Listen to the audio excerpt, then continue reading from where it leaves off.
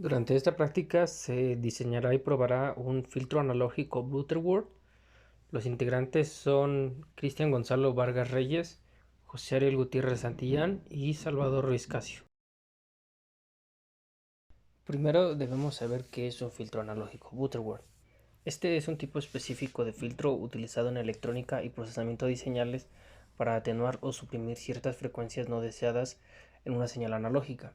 Este tipo de filtro pertenece a la categoría de filtros de respuesta de frecuencia plana, lo que significa que intenta mantener constante la amplitud de la señal dentro de su banda de paso mientras atenúa las frecuencias fuera de esta banda. Para el diseño de nuestro filtro debemos tener una frecuencia de paso de 300 Hz, una frecuencia de stop de 2500 Hz, una atenuación en la banda de paso de 1.3 dB y una atenuación en la banda de rechazo de 47 dB.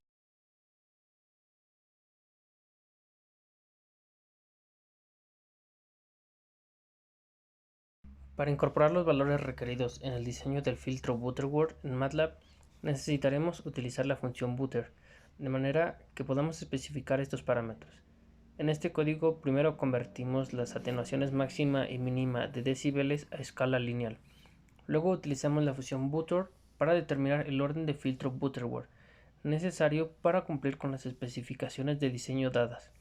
Luego diseñamos el filtro Butterworth utilizando la función butter con el orden y la frecuencia de corte determinados.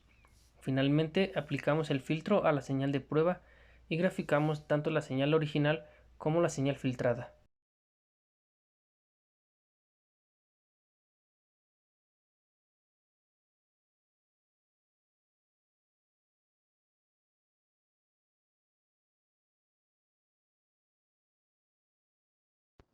Bueno, en este diagrama podemos observar cómo fue la conexión en Proteus 8, donde mostramos los componentes que son resistencias, capacitadores y LM741, donde mostramos también que el voltaje que se utilizó fueron de 12 voltios tanto como positivo como negativo, menos 12 y más 12, y mostramos que se utilizaron distintas resistencias, tanto como de 5.49 al principio del circuito, como de 6.98, de 12.4, de 17.8.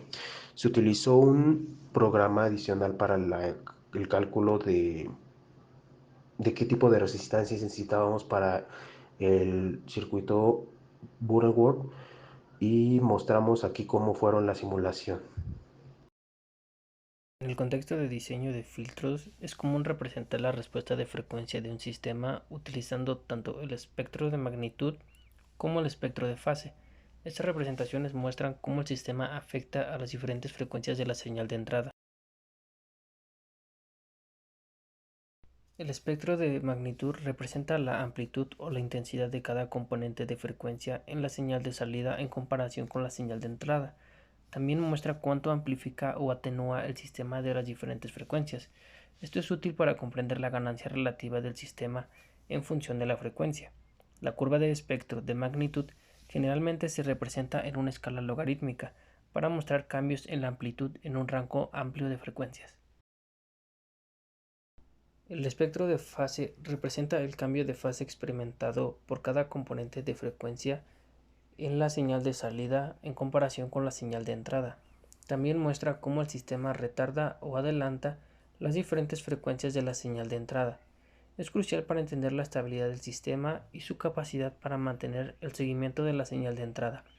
La curva de espectro de fase generalmente se representa en una escala lineal y se mide en grados o radianes.